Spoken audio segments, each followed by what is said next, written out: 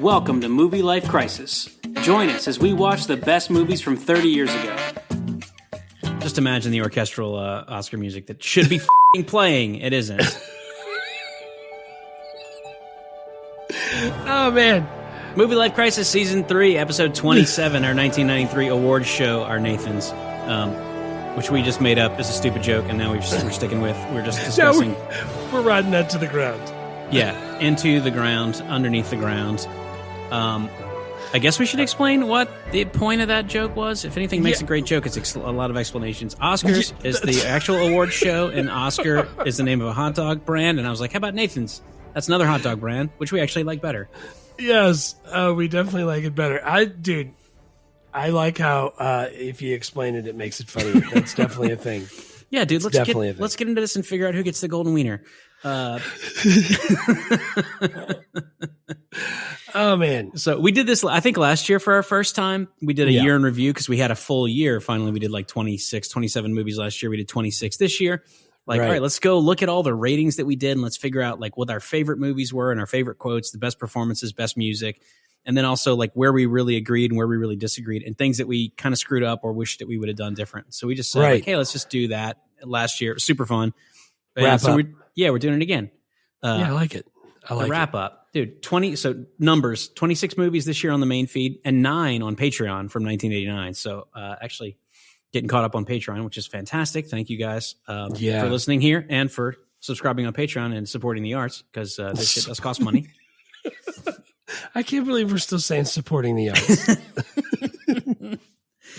Oh, man. That joke is... I know, that joke is so old, we probably should explain it too. Our 4th grade science teacher donated money to us our first year, and she's super sweet. Yeah.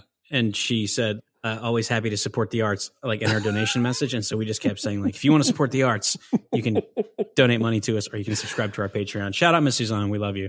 Yeah. And when I think of arts, I definitely think of 2 chubby guys sitting around watching Groundhog Day and giggling about it. Yeah, dude, I'm over here. I got my ascot on. I don't even know what makes, I mean, I guess smoking jacket. I prefer thinking that I'm creating art than thinking that I'm creating content for whatever reason. Ooh, I don't like content. I know, I don't either. Speaking of, we put out about 35 hours of content this year on the main feed, all for free. 26 episodes and this bonus episode as well. Nice. We had listens on every single continent. Our listenership is up significantly from last year. And most importantly, we actually are hearing from people that you're liking what we're doing, which is awesome. Yeah. And we're also still liking it, which is awesome. Yeah, that's always a plus when it doesn't feel like a job. Yeah, if we just need 2 things to happen. We need people to listen and we need Jeff and I to have fun doing it, and we'll just keep doing it forever. Right, exactly. And so far we're 2 for 2, which is great. 2 for 2.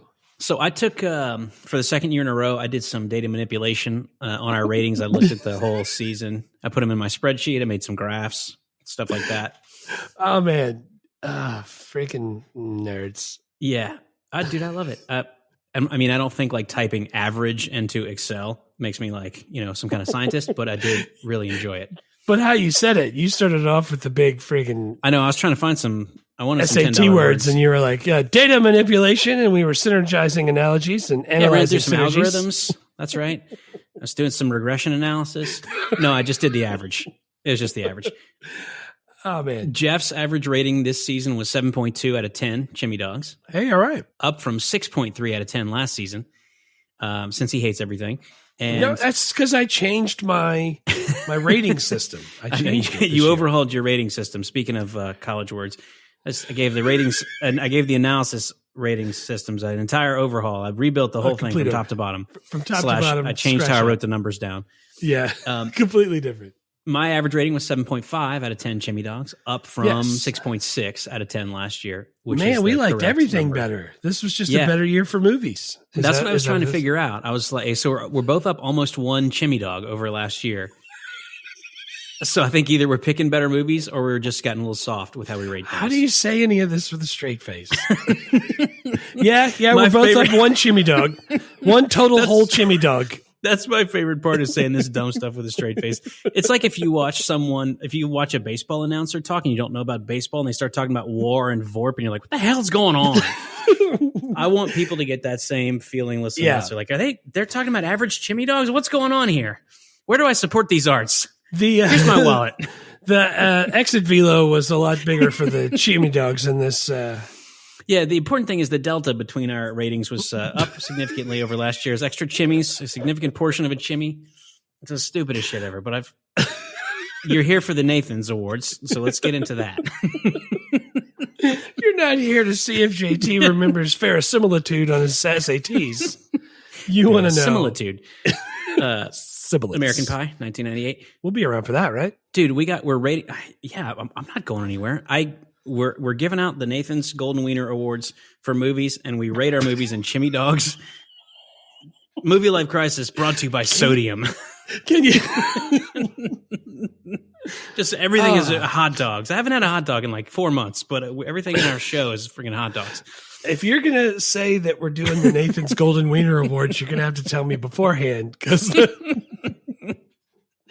I can't do it. Dude, what was the other one? Oh, it was when we did Fear of a Black Cat and the streaming service that it was on. I kept saying it on Patreon, and you kept laughing. That was on Patreon. Yeah. I'm not going to bring that joke to the main feed because it's not appropriate. But dude, oh man, we don't allow sevens, and both of our ratings ended up averaging in the sevens anyway. Can you imagine if we actually let each other rate movies with 7? Yeah, they would all be 7. Dude, I'm looking at how many though that I have 8s and 6.5s. I got a lot of 8s and 6.5s. Those would land in 7s. Yeah, I would have had like 17 movies in the 7s. But I like no 7s. That's a good idea. No, I do too. But we're still we agreed a lot more this year. Last year we only agreed on 2 ratings, and this year we had the same rating for 5 different movies. So we had Men in Tights. We both had 6 out of 10. Sister Act 2. We both had an 8 out of 10. Last Action Hero. We had an 8 out of 10. Cool Runnings. We had 8 out of 10. And Wayne's World 2. We had 6.5 out of 10. Right. I'm kind of wondering. Tell me what you think of this. We can kick this around. Should we make it so that like if you give your rating first and I had the same rating that I have to make a different rating so that we never agree? No, I like when we agree sometimes. Okay. We've known each other long enough that some of the movies are going to be exactly the same. No, I know. But this year we were exactly the same on 5 movies, and we were a half chimney dog apart on 5 more movies. That's still pretty good. It's still fine. It's totally What was fine. our biggest disparity? The biggest disparity, or in the data analytics world, we say the delta, 2.5 chimney dogs. What was that for? That was so that was for Schindler's List and Sleepless in Seattle. You had both of them at a 9 out of 10. I had both of them at a 6.5. So good. I know. I can't believe you. I feel fine about Sleepless in Seattle. I did want to re-rate Schindler's List, but it's just so hard to watch. That was why I bumped it down. It's just like not a fun time at all. Even though it's a friggin' incredible movie. Yeah, it is. It is. Unlike last year, the 92 Nathans, where our biggest delta was 4.5 chimney dogs on Captain Ron, because I was under the mistaken impression when I watched it that it was going to be a comedy. That's still a damn shame. A damn shame. I bumped it last year in the re-ratings from a 1.5 to a 2 chimney dogs. I feel like it's in the proper place. Oh man, I can't. I just because of Weekend at Bernie's and Captain Ron, I can't even believe I'm still friends with you.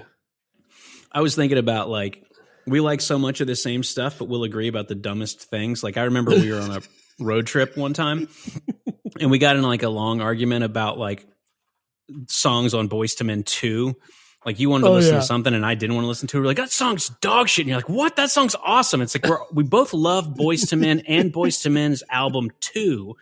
We're arguing over the dumbest shit. It was like 50 Candles or something like that. Dude, I never liked 50 Candles. Is that the number? 50? 50. Yeah.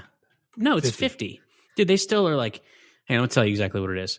I don't even listen to Thank You anymore. Yeah, I listen to Thank You sometimes. I think you wanted to listen to like no, you know what? Every song on this freaking album is amazing. I don't know what we argued about.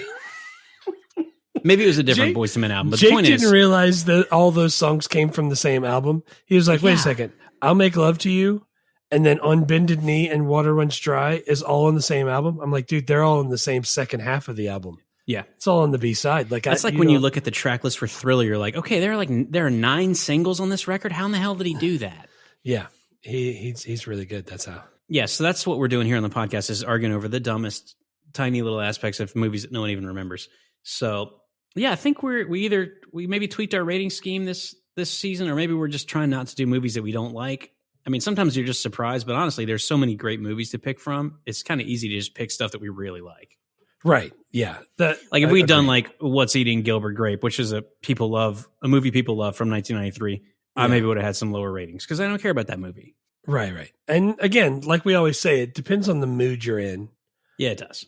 And we'll talk about that when I do my re-ratings. All right, cool. So movies that we wanted to do but did not ultimately make the cut. I got Life with Mikey, Free Willy, and then I also wanted to do Searching for Bobby Fischer, but I don't know if you cared about that one. I didn't care about that one. I don't know that. Is that the chess movie?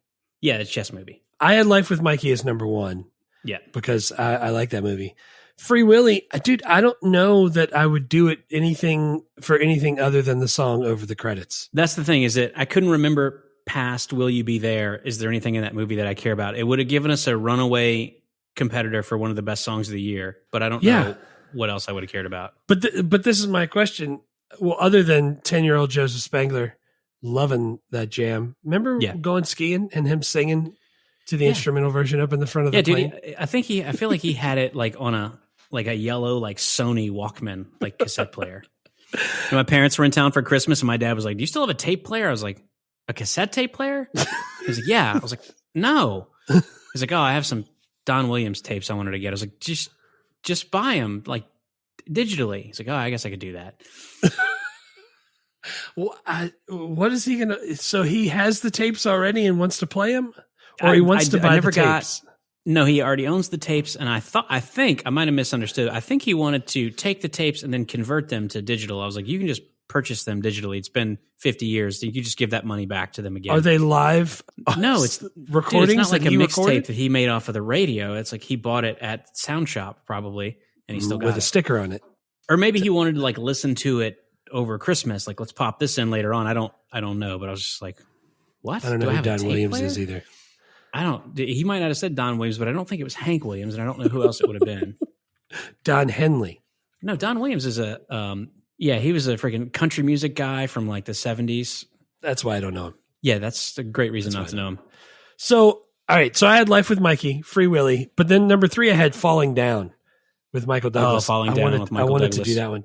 And Hocus Pocus, it became pretty popular again. Well, I had Hocus Pocus and What's Eating Gilbert Grape on the list of movies that other people probably would have done and that people wanted us to do, but that we really did not look at all that hard. I also have a 5th one on here that I think you might be upset about because it's on the list for next year, but it actually came out on 12/21/93, and that's Philadelphia. Philadelphia didn't come out in 93. It won awards in 94. But when I pull it up, it says the release date was 12/21/93. And I agree with you. I saw the awards that it won in 94, so I don't know how that works. Maybe it was like limited release.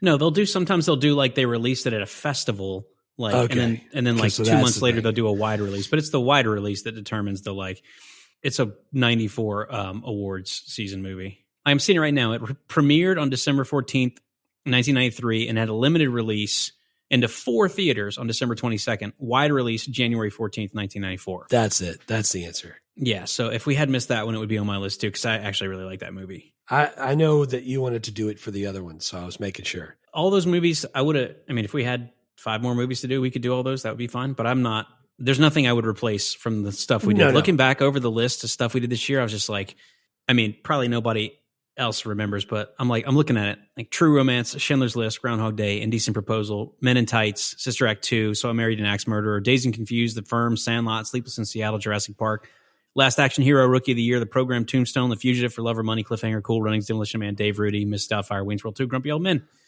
That's pretty good. That's a pretty good list. Incredible movies. Right. So many good movies. I made like an extra 4 movies that I put at the end that I said, like, if this was our job and we didn't do anything else and didn't have kids to worry about, what other movies would I want to maybe talk about? Yeah. And there's a bunch of them in there, but like Coneheads, like stuff like that. And like Son-in-Law. Could we get to 50, do you think? Like if we were doing it every week, if this was our full-time job? If this was our full-time job, we could easily do 50. We could do. I'm not saying that we couldn't like do more episodes, but I'm saying like, would we enjoy talking about movies 40 through 50?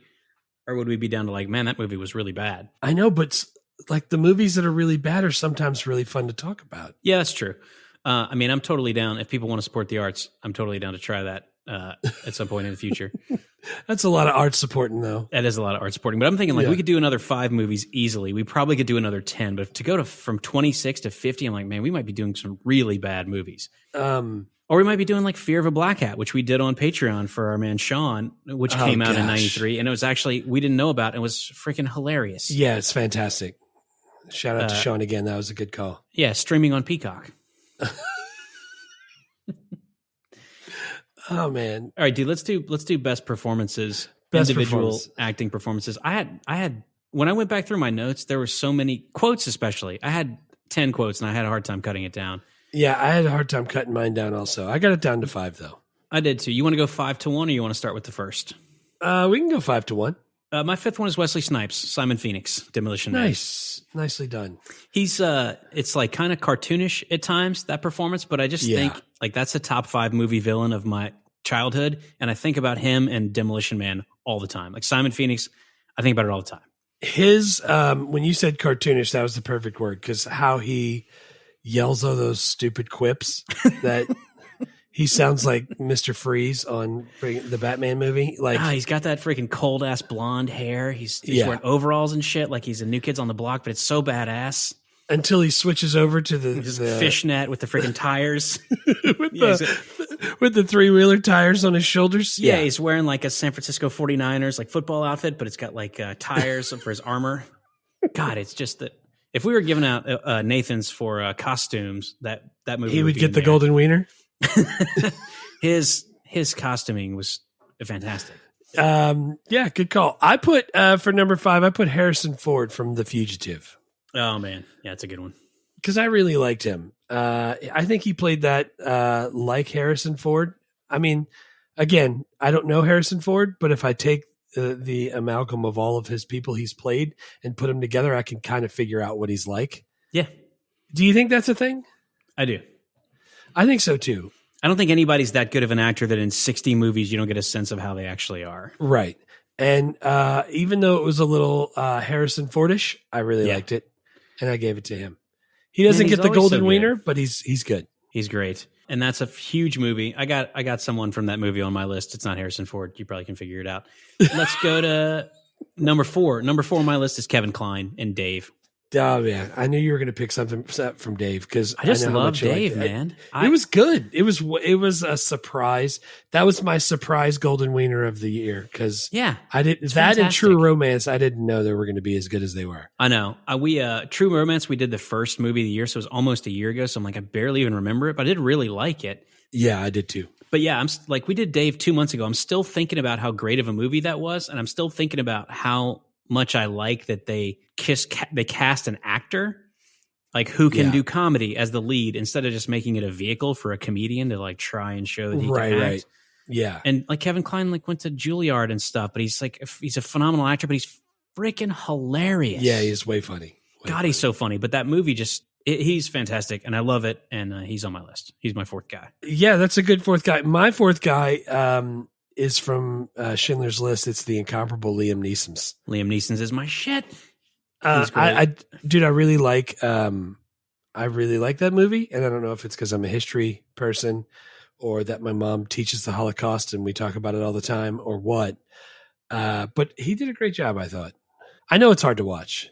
He did an amazing job. He was on my long list, and I eventually cut it down so I could get just 5 people. And I still left out a bunch of people I liked. He's great. That movie's great, and he gets mentioned elsewhere, but not in this category for me. Who's your 3rd? The 3rd is the guy that you talked about from The Fugitive, Mr. Tommy Lee Jones. Tommy Lee Jones is 3rd on my list too. I don't know how he does what he. We were talking about this. He's not sarcastic, although he is kind of sarcastic, but he's just like straight faced all the time. And he says stuff. I think we talked about it a little bit when we did The Fugitive, but like how he delivers his lines, even when he's being funny, he's being very straight. Like I don't know how he does it, but I freaking love it. Yeah, I think sarcastic is a good word. He's also really dry. He's like kind of he's dry. He's kind of like acerbic or sardonic, but he's always just like he's just super dry, but not like Kevin Pollak dry, but also like kind of sarcastic. But it's always great. And this, in The Fugitive, he wins the Oscar for supporting actor, and he absolutely should have because he was destroyed this movie. That's weird that he won the Oscar, but not the Nathan. No, he did not win the Nathan, but he came close. Yeah, he did. And he deserved the Oscar. There's not going to be a lot of overlap between the Nathans and the Oscar winners. I tell you that much. No, there's definitely not. That's awesome that we had the same third. Who's your second? My second is Daniel Stern, Brickma from Rookie of the Year. Oh, give me the good stuff. I really like Daniel Stern, and we watched Home Alone for Christmas. Yeah. Christmas time. That dude he kills it. One of my biggest regrets of the year is that we didn't have more time to try and book guests as we just got really busy. And I just so badly wanted to talk to Daniel Stern for Rookie of the Year because Brickma is an iconic, so good character. I still quote him, and he directed that movie. It's the only thing he's ever directed. Yeah. And oh my God, just let the big dog eat. I ain't seen the floater pitch since Scuffy McGee. Everything he said in that movie made me laugh. And I just wanted to talk to him, and I'm so sad that we weren't able to, but he had to go on my list. He's wicked funny. I also went with funny for my second. I went with Bill Murray from Groundhog Day. Because, good Lord, that movie, I still quote it all the time.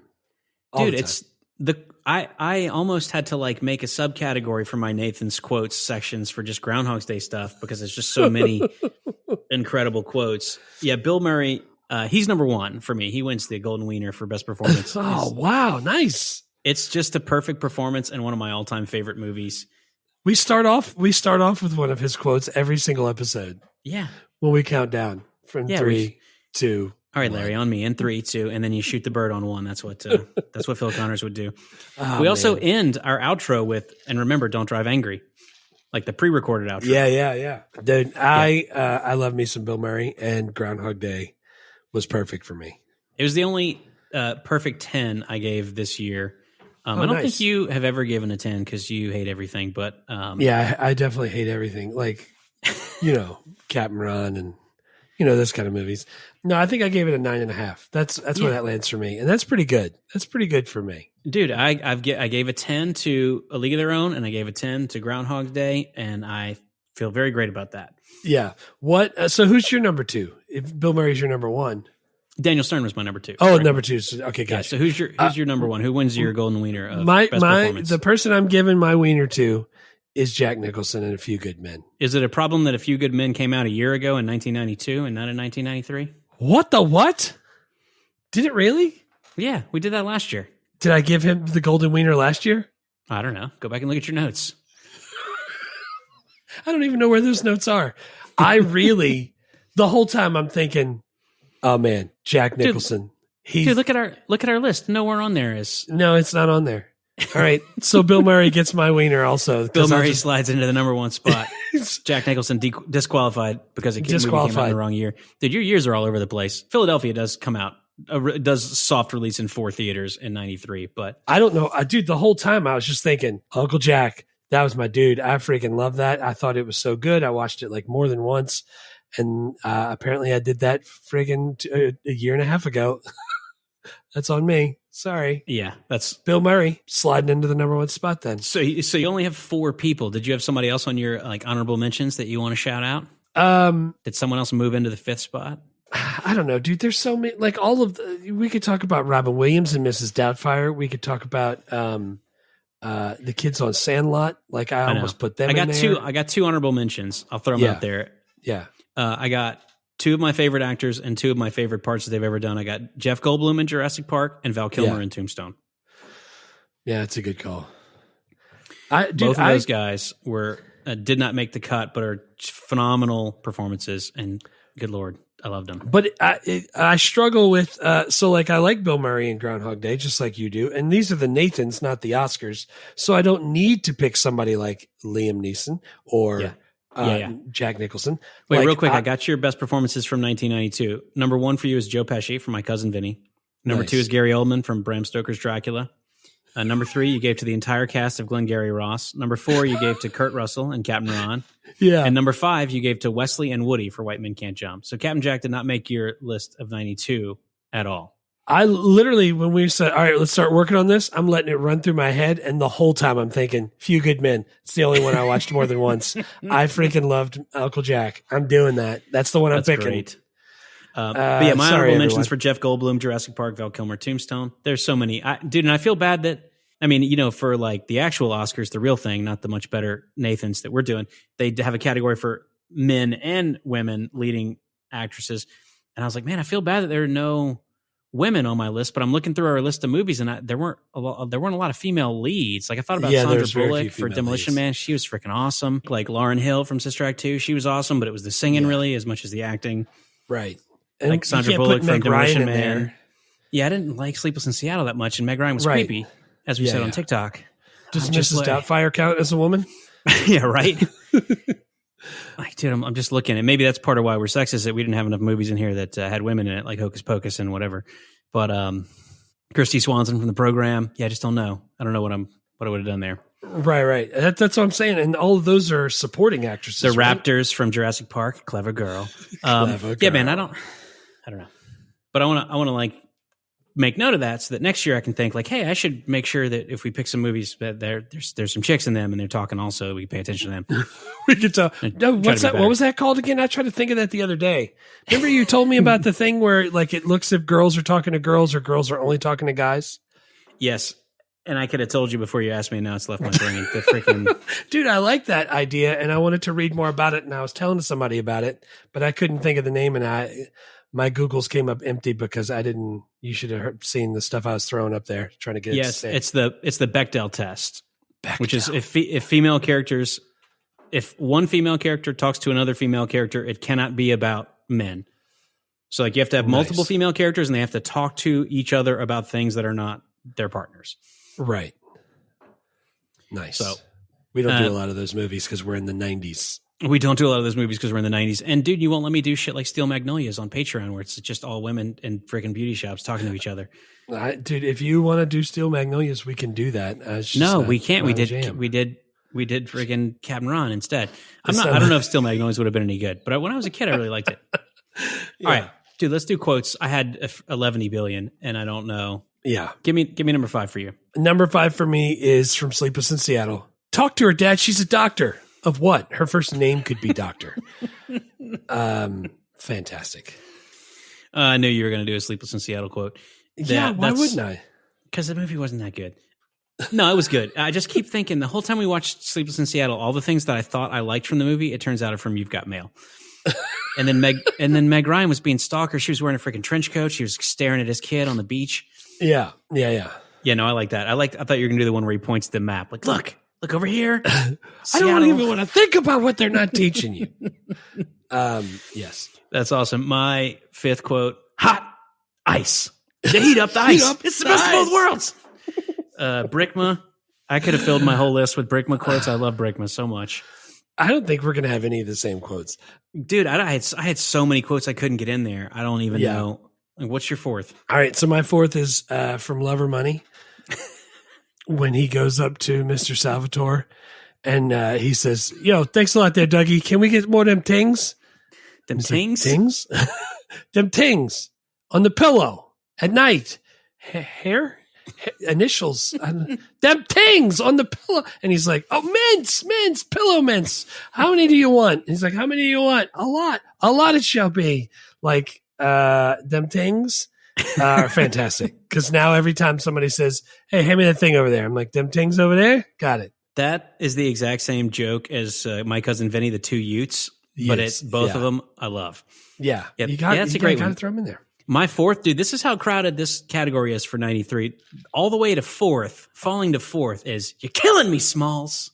This is weird. You know how you asked, should you change the rating if I go first? Yeah. I thought about that, and I'm like, he's going to put Killing Me Smalls in there. I can't put Killing Me Smalls. I want to put stuff I used more. I put quotes that I used the most, and that's how I decided what got the golden wiener.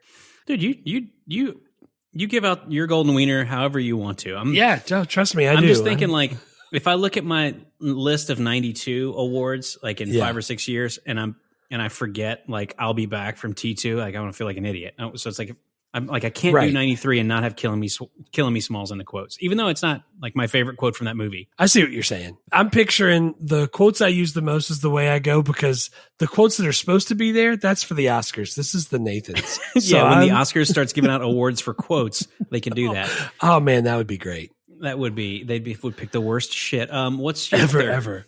Dude, my number 3 is Jurassic Park. Clever girl. That's a great one. Yeah, dude, I say it all the time. I have a daughter. So that's my number 3. What's yours? My third one is the only one that isn't supposed to be funny. It's I Could Have Done More. Liam Neeson and Schindler's List. Yeah, that was a good. It was a good part of the movie. It was like 8 months ago that we did that movie, and like thinking about him in that scene. Yeah, it's like freaking still chokes me up, man. He's like, he's realizing that he saved whatever, like 1,700 Jewish people, and he's like, I could have done more. He's like, I could have sold this ring. This ring would have been 10 people. He's like, I just sold my car. I could have. Like that shit still chokes me up just thinking about it from like almost a year ago. Yeah, that's because he was really good, and that's why. Dude, he's freaking Liam Neeson's is my shit. Yeah, that's why he was 4. Well, now 3 away from my wiener. But Bill Murray got it. All right, number 2 for me. So I Married an Ex-Murderer. You know where this is going. God, I had a lot. He was in my honorable mentions. Dude, look at the size of that boy's head. Look at that size of that boy's head. I'm not kidding. It looks like an orange on a toothpick. It's a huge melon. That was in my honorable mentions. I love it so much. It's like Sputnik. He's going to go cry himself to sleep on his huge pillow. So Jake got another hat. Now. Another hat for Christmas. So his sister said, can I have your old Pelicans hat? And she goes to put it on, and it just swallows her whole head. I went through the whole thing. I was like, head, pants, no. Nobody knew what I was doing. The whole family was looking at me. I do it all the time, so I had to put it number 2. Doesn't get the wiener, but it's close. It's so close. How was that close? It gets the buns. Yeah, man, that's a great quote. I love it so much. My number 2 for me is, listen up, ladies and gentlemen. Our fugitive has been on the run for 90 minutes. Average foot speed over uneven ground, barring injuries, is 4 miles an hour, and that gives us a radius of 6 miles. What I want out of each and every one of you is a hard target search. Every gas station, residence, warehouse, farmhouse, hen house, outhouse, and doghouse in that area. Checkpoints go up at 15 miles. Your fugitive's name is Dr. Richard Kimball. Go get him. Fantastic. Look at Tommy Lee Jones, man. Yeah, he delivers that so well. I know. I was giving it my all, and I'm just so bad compared to Tommy Lee Jones. He's just such a good job of that. You are not Tommy Lee. That is true. I'm not Tommy Lee Jones. That was a good rendition. I liked it. Thank you. I did my best. No wiener for me, but no, it doesn't get. Tommy Lee doesn't get your wiener. What do you want to? You want me to go with my number 1? Dude, give me your number 1. All right. It's only because I say it all the time. I've said it at least 3 times in the last week. Phil and Rita are sitting at the cafe, and he says, "I'm a god." She's like, "You're God?" He's like, "A god. I'm not the not god." The god. I don't think. I say that all the time. That's why Phil Connors is getting 2 of my wieners now. He's the best, man. He takes really home the Nathans from you for best performance and for best quotes. My best quote is also from Groundhog Day. Yeah. Which we say a lot. He was a really great guy. We all really like him. A lot. No, thanks. I had groundhog for lunch. Oh, God. Chris Elliott just has like 2 of or 3 of the funniest lines in that movie, which is one of the funniest movies ever. Because I also was thinking, I was like really thinking about, he might be okay. No, probably not now. Probably not now.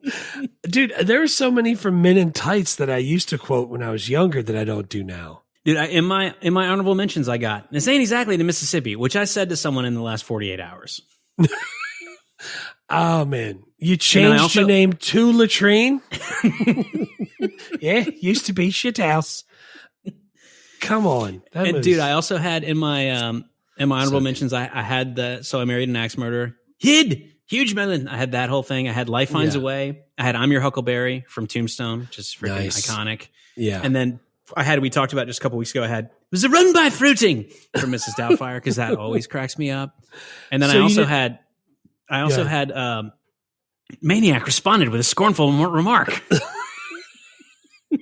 I thought for sure you were going to put some weird, like Wayne's World 2 swing sounds in there too, and I'm glad you didn't.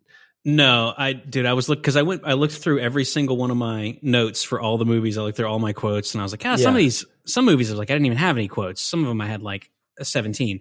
Right. But I had so many for this year. That's awesome. So Groundhog Day is sweeping the Nathans so far, huh? Unsurprisingly, man, Groundhog Day is phenomenal. Yeah, it's great. Now we're getting into music, and I don't think it's going to do quite as well. No, it does have some, dude. That Ray Charles song though during the montage, you don't know me, you don't know me. That's you fantastic. give your hand to me. That's a great song. It really is. So next category: best music score or soundtrack of 1993. Right, dude. One, 2, and 3 on mine just say Sister Act 2. I just don't. I mean, for the score. And the songs, or the soundtrack, obviously. The soundtrack, right, yeah. So yeah, I don't know. I mean, you want to go through? Like, dude, I'll tell you. I had Sister Act 2 in spots 1, 2, and 3, and then I had Jurassic Park, John Williams. The score is ludicrous. Yeah, and then I had Dazed and Confused, the soundtrack, because that soundtrack was like one that it was good. Everybody I knew had a copy of on CD. Like I can tell, I remember what the CD looked like. Yes, I didn't hang out with as many potheads, but yes, yeah. I know what you're talking about also. Dude, my first one was Jurassic Park because it's incredible. I don't know how you put anything over Sister Act 2, but that was my number. It was my number 2.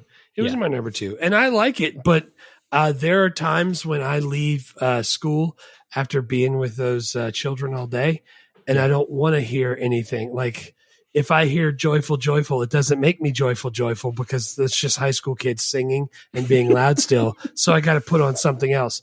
The amount of times that I go in there and just ask Google to play Jurassic Park on the ride home, like it'll play the soundtrack. And well, the wild thing to me is that John Williams and Spielberg both did Schindler's List and Jurassic Park in the same year. I don't even understand how that's possible. I mean, we're going to get into some huge years in 94. There's a couple people, Tom Hanks and Jim Carrey, have incredible 1994s. But John Williams and Steven Spielberg doing those two movies in the same year, good God.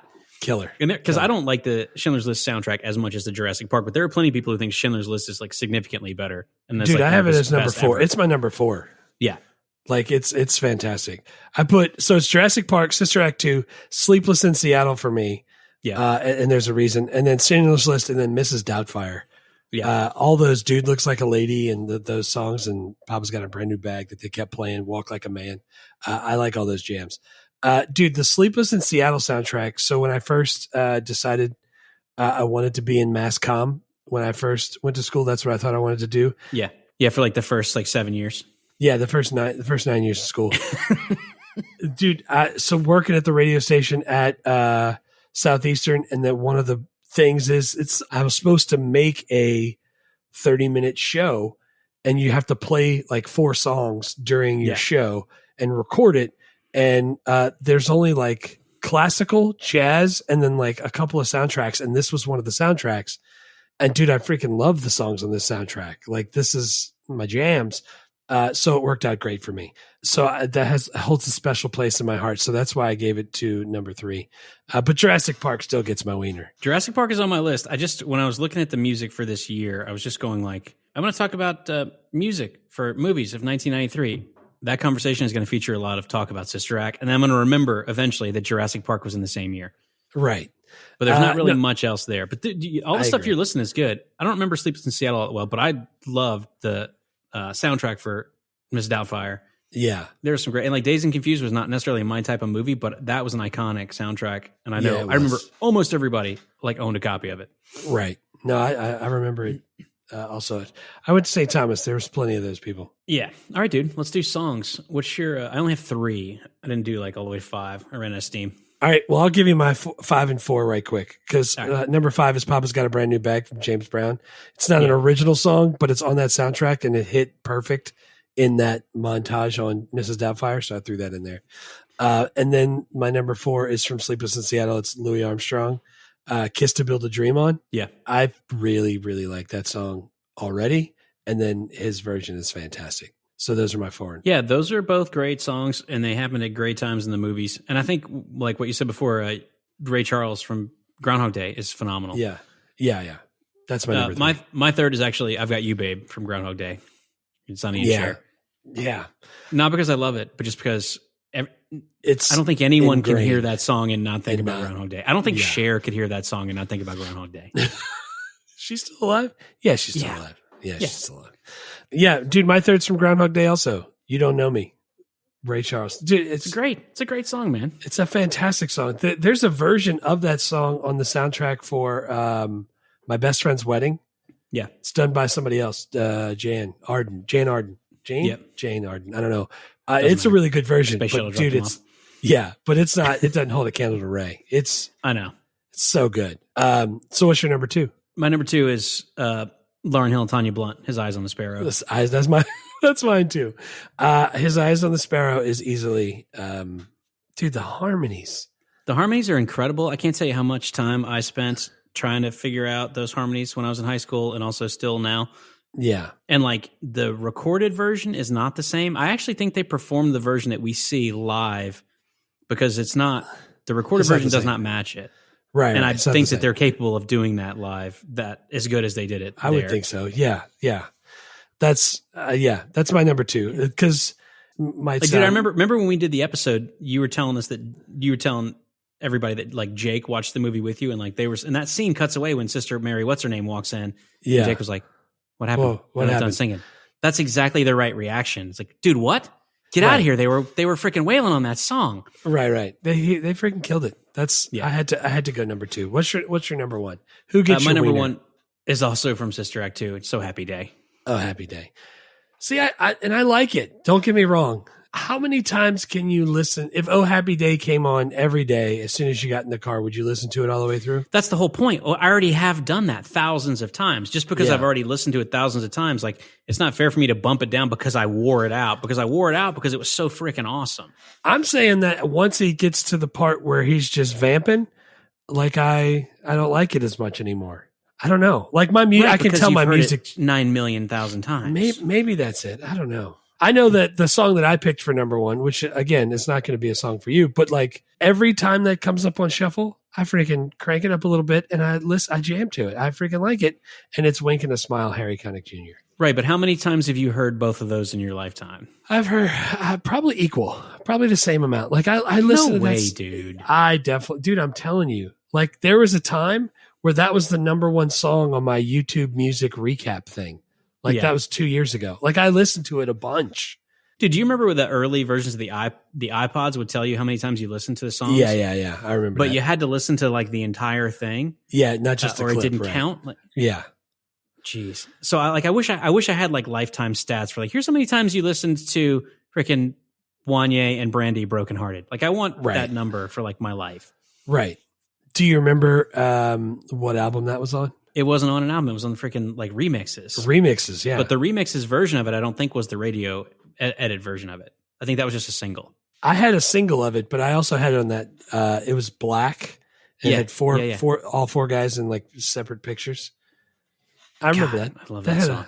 I almost sent it to you last week, but you're like not on the internet, so I didn't do it. But Wanye has 4 sons, and he had them like there was a video of them singing the harmonies for a song for Mama, and the one singing the lead sounds a lot like little Wanye.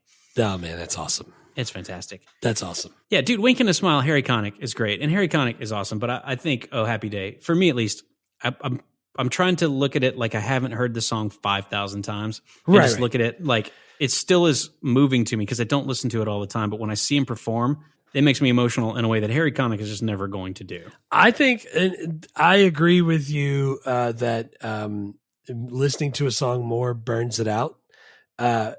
Personally, like for me, how much did we listen to Christina Aguilera in the early 2000s?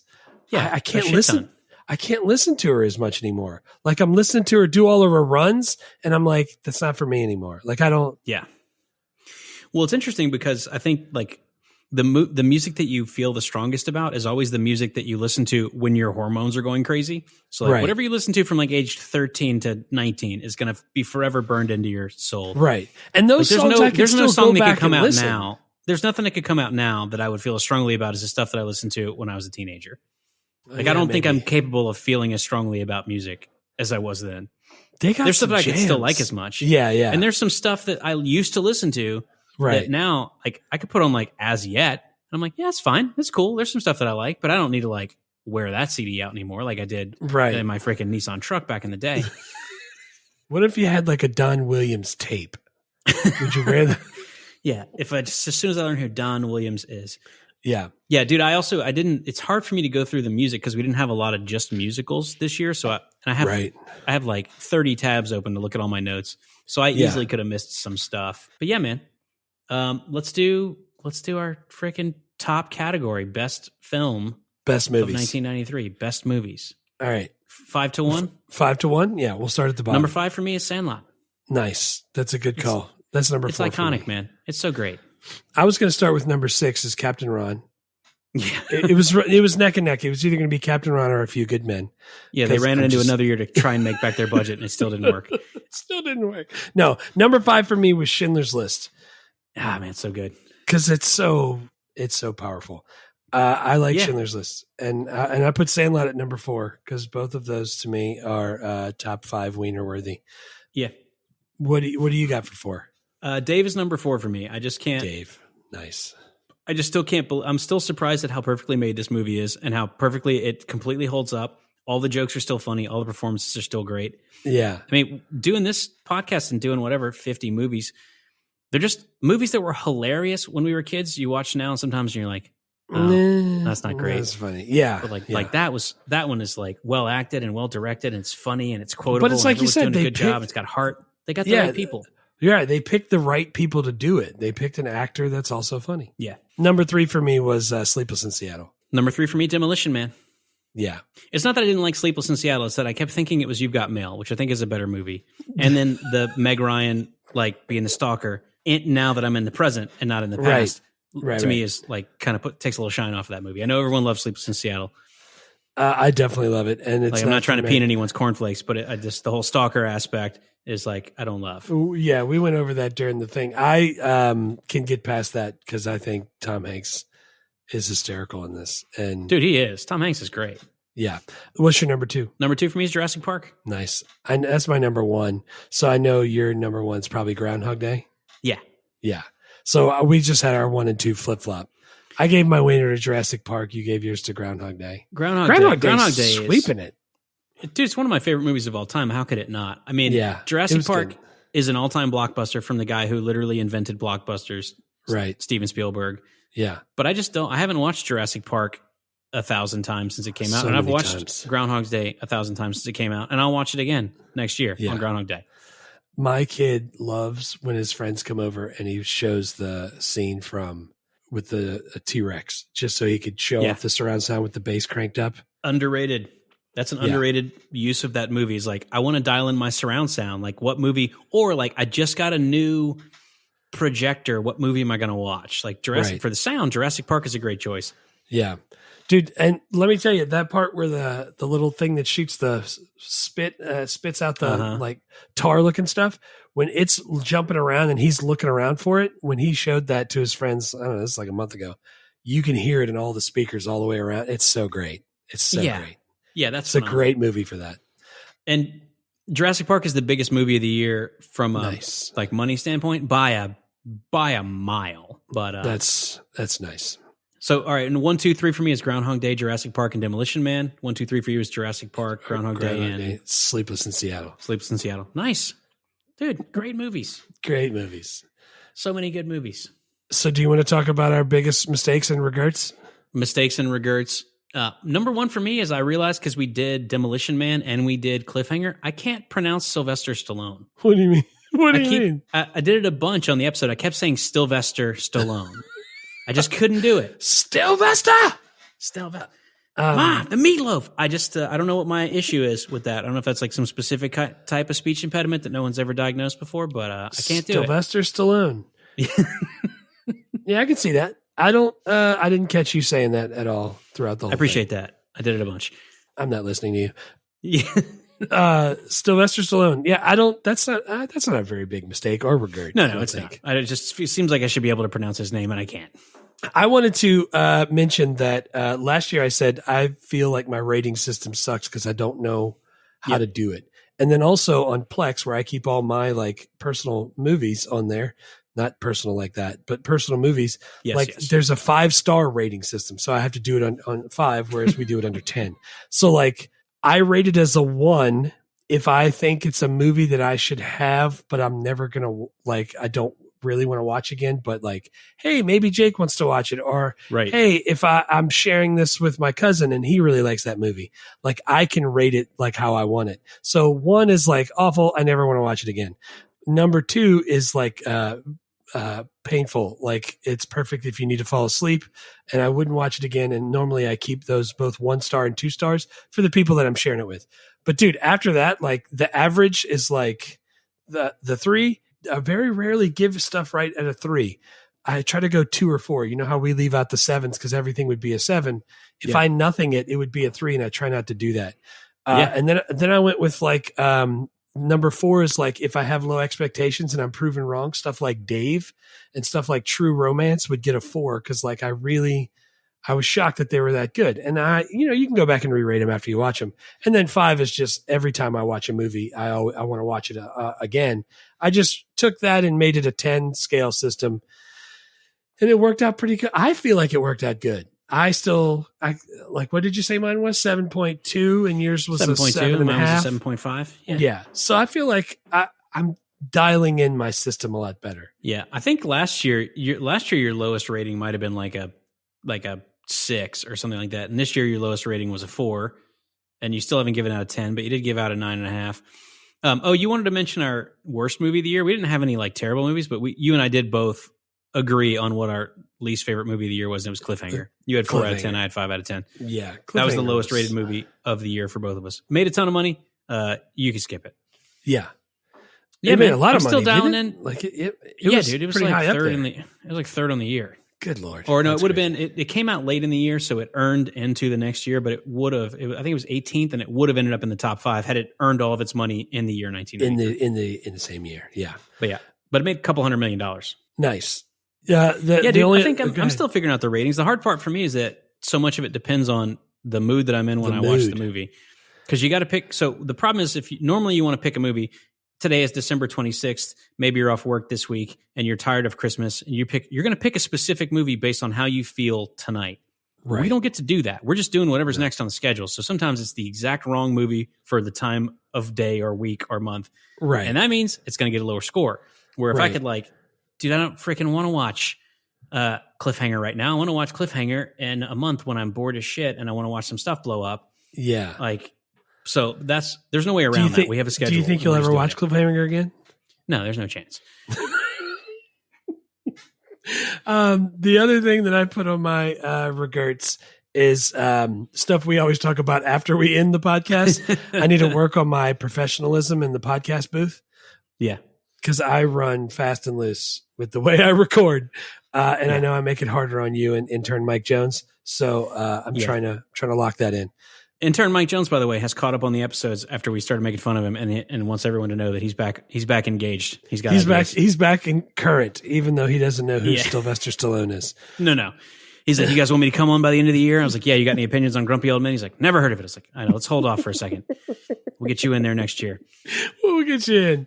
The last thing is yeah, dude, we're still getting better at the professionalism thing. I think the episodes sound pretty good. They could sound better. We've got our setups. We're still dialing them in. We're still learning. People that don't record podcasts, but people that record stuff constantly tell me, you should try standing up when you record if you're trying to get better. I'm like, no, not a chance. Not doing that. No, the thing to do if you want to get better is to listen back to your raw recordings to hear all the mistakes. But you don't ever do that because I edit all the podcasts. So whenever you do hear them, they sound great. I'm like, damn, I'm good at this. Out of them to make it sound good. I'm good at this. That's the idea. I'm gonna work better. And then the last thing I put is just like you did for Tommy Lee Jones. I want to try to read my quotes in a better impression. Yeah. I need to practice the impression before I do it. I know. Well, I think so. I think year one, we were actually playing clips of the quotes, which was kind of fun. And then I think sometime last year we started saying like, dude, that takes a lot of work. Why don't we just read them and then we can do the impressions, which we both like. And either it's good and it's awesome or it's horrible it's really and it's bad. Awesome. Yeah. So... And honestly, man, I want to get better. I'm so at happy. It, I know I love doing the freaking horrible impersonation of the quotes. I get a kick out of that. So I feel like I can manipulate my voice enough to do some of these impressions better. You're good at it, man. You're a lot better than I am. I was listening to Grumpy Old Men and your Walter Matthau impressions. I was like, that's spot on. That's really good. Nice. Yeah, those are my only regrets and things I want to work on. My other regret is, I always think of like 3 or 4 really good jokes after an episo's done. Oh, dude, when you send them to me, I get so mad. And I text Jeff and I'm like, dude, I texted him after Grumpy Old Man. I was like, dude, I was trying to get in. I meant to make some Christmas jokes. I was like, remember, let's put the Christ back in Christina Aguilera.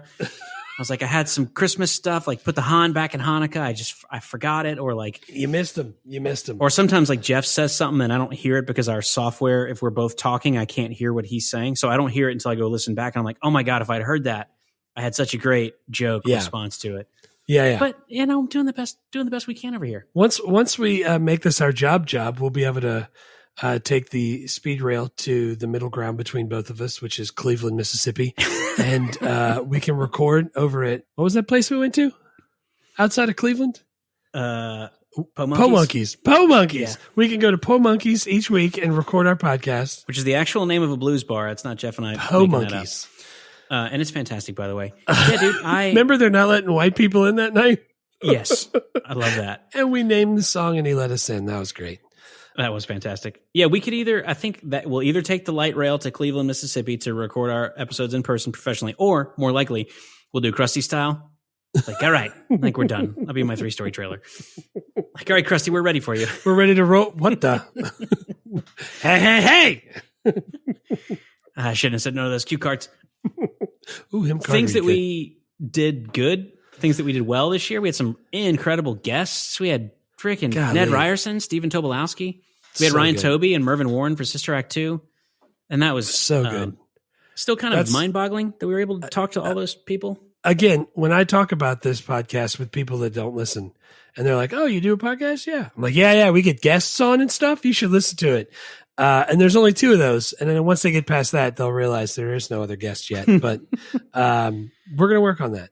I like to have guests, not a ton of them, but I want to have some. But the last half of this year, I was so busy. We were doing a bunch of Patreon and I had a bunch of stuff going on. I couldn't get far enough ahead to try and book people.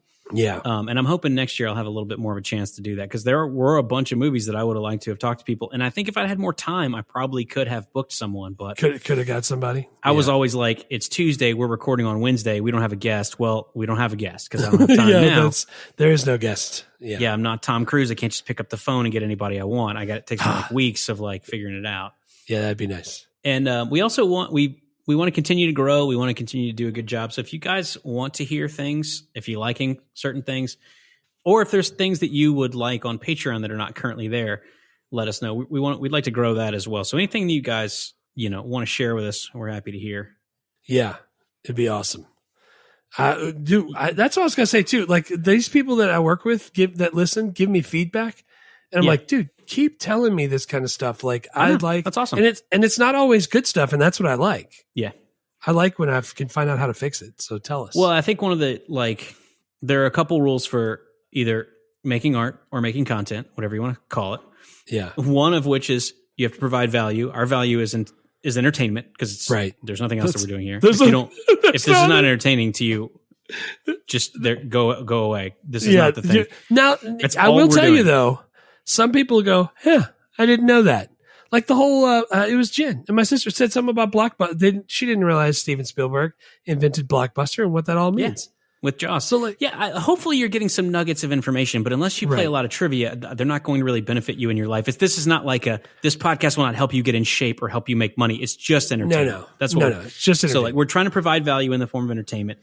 And then the other part is, but that's not important. Marge, you know what I'm talking about. I drove that blue car. Drove that blue car? Oh, that other so-called wicked man.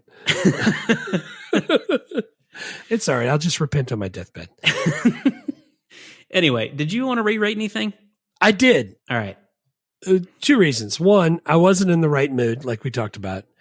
And I gave Tombstone a 6.5, and I've got nothing but trash from everybody. And then I went back and watched it. I didn't see the whole thing. I stopped maybe 70% through, and I was like, yeah, I did this movie wrong. I should have, because I think it landed in a 7 and I gave it a 6.5. Yeah, you gave it a 6.5. I should have given it an 8. So I would give that an 8. I gave it an 8. It's fantastic. I know you're not a big Western guy because there's outdoors and there's all the horses and stuff, but Tombstone, for Westerns, Tombstone is one of the best. Yeah. I was going to re-rate Schindler's List. I gave it a 6.5, also shared with Striking Distance, just because it's so hard. Because when I rate the movies, I'm trying to think, like, how much do I want to watch this again? So it's really not really like how good does JT think this movie is. It's like how much does he ever want to see it again? Which is maybe kind of a weird way to do that. So I was thinking, well, no, that's definitely a thing. But like Schindler's List is incredible. I just don't want to watch it again. It's so wrenching. Like it's just hard. Some of the parts of the things I watch for when I watch Schindler's List, or like I watch it for different things, but you're right. It's super visceral and it's hard to watch. The reason I'm trying to figure that out, I think I'd bump that from a 6.5 to an 8 because it is fantastic. And I want to make sure that I fully capture that. It's just not one that I really want to like watch a bunch, but I got to I know there are 2 movies in 94 that fall into that same category. Forrest Gump and Philadelphia. Those are movies that I think are incredible, that are so brutal that I just can't watch them all that often. So I want to figure out how to rate them properly because I know they're both going to get, I'm guessing, better than a 6.5. Forrest Gump, I definitely expect to be quite a bit. So it's Philadelphia, I've only seen once, so we'll have to see what that brings for me. But yeah, dude, we'll figure it out. I mean, it came out in 93, but whatever. Let's do it next. That way it's close to the border of 93 and 94. Yeah. We'll do that. We'll do that early on. Yeah. We got PCU up next though. Yeah, we do. That's what I was going to say. Do you want to talk about some of those 94 movies? Can we? Yeah, I didn't. You want to list off like 3 that you're really wanting to do? Yeah, dude. I got to find the list though. Why don't you get started? Okay. The three that I really want to do that. How about this? I want to list 3 that I want to do that people aren't expecting. How about that? Okay. Because everybody knows we're going to do Lion King and Forrest Gump. So like, I want to do The Chase with Christy Swanson and Charlie Sheen. Yeah. I want to do Renaissance Man with Danny DeVito. Oh man, I love Renaissance Man. And I'm super excited to do PCU. Yeah, PCU is phenomenal. Renaissance Man is phenomenal. The Chase, I don't think is going to be phenomenal, but I'm definitely excited to do it. I'm trying. I can't. Dude, looking at the list, the movies that I like the most that, or maybe a little bit under the radar, Blank Man, obviously, which made like $6. Maverick, the Mel Gibson poker movie. Oh yeah, I freaking love it. I love that movie with James Garner. Yeah, and I like that movie and Jodie Foster, dude. Right, fantastic. Yeah. And I don't know, man. Like if we can do obviously Time Cop. No, I'm just joking. We're still iffy on Time Cop. Is that the one where he does the splits? Terminal Velocity. Yeah. And I'm also excited to get into the Jim Carrey era of comedies because I really like that guy. So great. But yeah, man, I think the top 2 for me would be Blank Man and Maverick. But also like Speed. I mean, Speed's a big movie for 94. But I'm like, oh, dude, I can't wait to do Speed. I love that movie. What's that movie where they have to drive the bus a certain speed and they can't go below that speed because if they go below that speed, the whole thing blows up? All right. So we're not going to release our full 94 list. We'll just tell you every episode what we're going to do next. We want to remind you guys, though, if you want to force us to do an episode we weren't going to do, you can join our Patreon at the Michael Keaton Batman tier, $40 a month. Even if you only do 1 month, and you can force us to watch a movie, which we did have someone do last year. Oh, so man. if there's a movie in 94, but I'm glad they did. Freaking better do. Yeah. Interview with a Vampire. It's like, we might not. So you might want to get in there and do some Patreon magic. I'm really glad that we did Fear the Black Hat, though. Yeah, dude, that was awesome. Fantastic. All right, man. That wraps up our second annual Nathans. I can't believe I can't believe we're still calling them Nathans. It'll be great because by the time the 94 awards episode rolls around, we'll have forgotten about that joke and we'll get to bring it back all over again. It'll be just as dumb. We'll bring back the Nathans. Or they might have a better hot dog brand out by then. They won't. No, there's not. Nathans is the jam. No. We'll be back next week with our first episode of 94, which is going to be PCU. PCU. New England Clam Chowder. Never make me stand out there. God, man, I love PCU.